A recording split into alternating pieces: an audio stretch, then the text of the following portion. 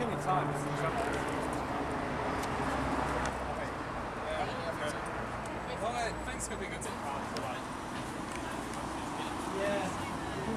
So can you guys say what you're doing here, like what's going on today?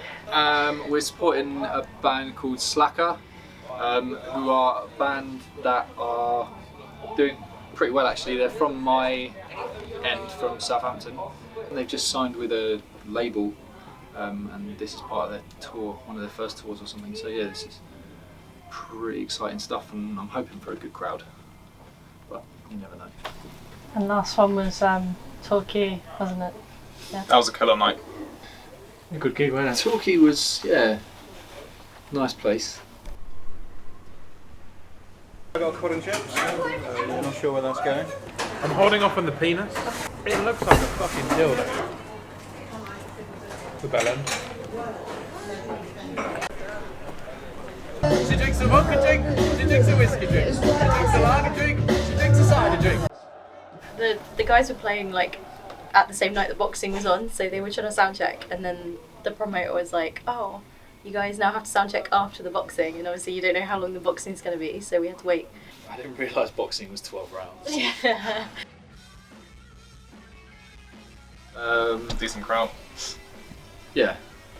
Sold lots of merch. Yeah. There wasn't really a weird. shortage of drunk people, was there?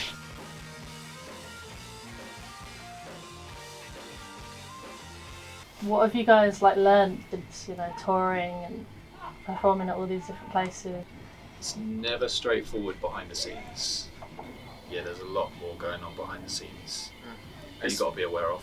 Expect a lot of surprises that not everything's going to go your way.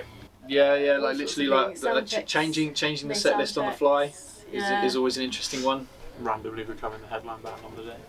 Yeah. Promoters pulling out, Yeah. booking agents pulling out. Yeah. We've had it all. Sometimes you get a free pint though, so swings and roundabouts. Since I've tried Blue Moon, lagers and kind of I think it sounds really bad, but I think I just drank so much of ale when I was younger, like a student.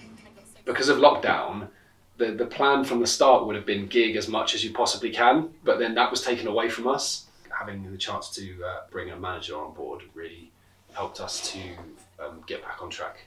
Booking gigs, it's a bit difficult. There isn't really a process sometimes. Sometimes there is. Sometimes you just message someone and be like, if you need any bands, and they'll be like, yeah, cool, can you do this thing? And that's it. And you're like, that was easy. And then sometimes it's impossible to get hold of people, or just someone that can dedicate their time to doing that and sort of believes in you and wants to work with you and further you. It also means that we don't take it for granted as well, which is an important thing. As a woman in the industry, what has your experience been like? I feel like being a woman in the music industry has definitely changed in the last 15 years. So when I first started out, I was usually the only woman in the room, and I would have a lot of negativity towards me, or people would question me in the room. But nowadays, I think that's changed so much.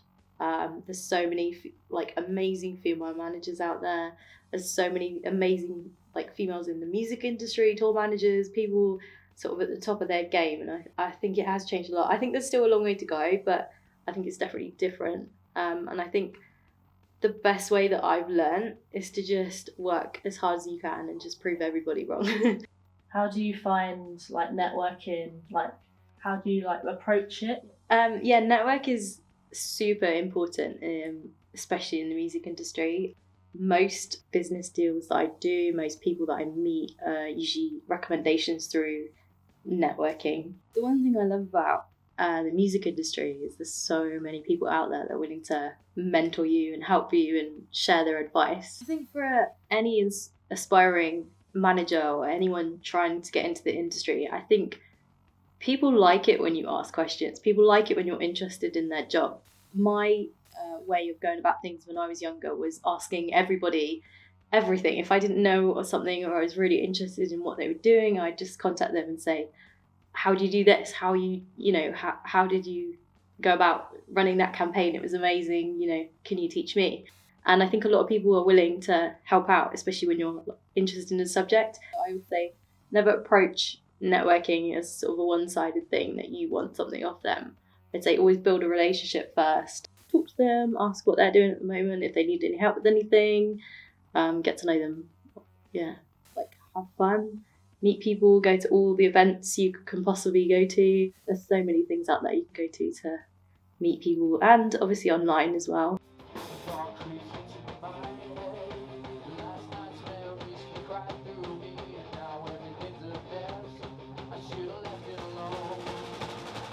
I have a real love-hate relationship with like myself being a performer, because I'm like, you know, half the time when I'm kind of rehearsing and preparing, I'm like, oh, this is going to be great, and then I do the show and then it maybe doesn't go quite so well, and then I enter the other end of that, which is like, oh, that was, you know, I messed that up.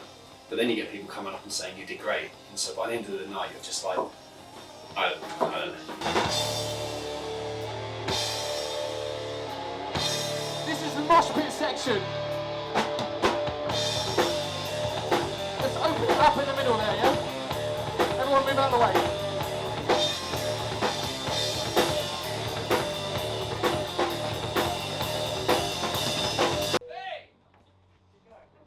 Alright, we're going to do a song called Waste Time. This is a song that is yet to be released. Will be released soon, hopefully. Yeah, hope you enjoy.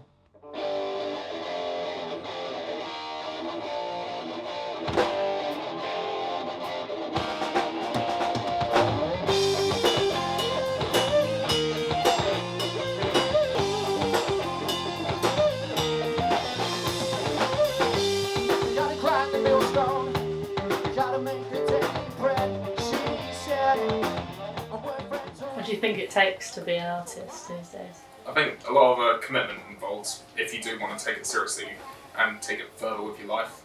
But also things like practice and, well, self-discipline as well. Knowing that you don't do it because you want fame or fortune or ladies or stuff like that.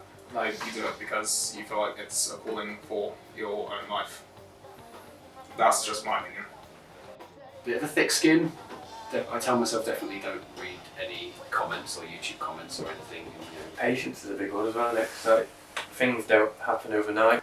That's a really good point as well. Is you sometimes see, particularly like radio interviewers, they love to say about artists how they blew up, how they go, oh, you just blew up overnight, and it's like, no, we've been doing this for 10 years now. You mentioned about, like, obviously it's quite hard, you know, being a musician. Like, what motivates you? What are little moments that you're like, right, I want to keep doing this and I'm really enjoying myself? Is it bad that the first thing I think is beer? We like our beer in this Especially wheat beer. Wheat beer. I think there's a good quote that Dave Grohl said where, after reading his book, I sort of realised that he had a lot of terrible times from a music perspective. And like, basically, if you just stripped away the gig, it was just an awful time. But then you had the gigs in, and that was the great moment. And he said, like, you know, you can't do it for the joy and the motivation of what's at the end. You've got to do it for the joy of the journey. And it's just the things that happen in the day, like driving to gigs, doing the gigs, writing music. Everyone always sets a lot of pressure on themselves. I'm going through my final year of uni right now. It's been a lot. I've had some real burnouts and maybe even like a weird existential crisis or two. I can't switch off my brain, and I want to be able to relax. I want to be able to stop overthinking. And yeah, being a drummer and a musician has helped me cope with a lot of it. I'd probably be a lot worse without. Now I'm kind of back being a music manager again. I'm back under very different circumstances to how I was before. I picked up autoimmune illness, and it does affect how I work. I've always championed for artists in the industry, that barriers shouldn't ever stop them. And then when I was faced with my own barrier, I feel like I should, take the bull by the horns and really show people that it doesn't need to stop you. So I had an email about Attitude is Everything. They're a music charity. So I'm now in the Future Leaders program. They pick 10 people from the music industry to kind of help us hopefully become positive influences for other people and help to inspire other people to get into the music industry and just show generally that having a disability or an illness or any kind of other sort of barrier shouldn't be a problem, and it's definitely something you can do in this industry. Yeah.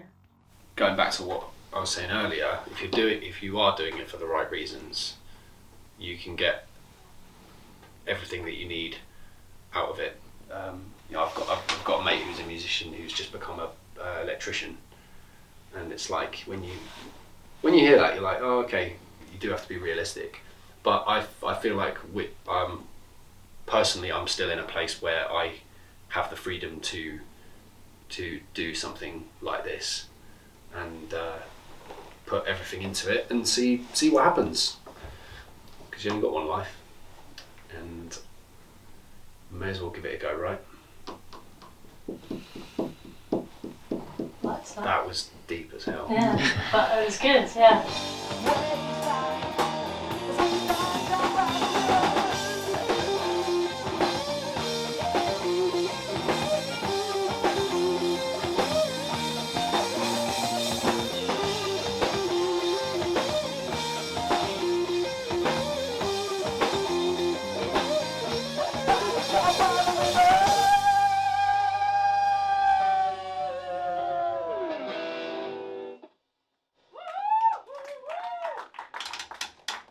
Thank you very much.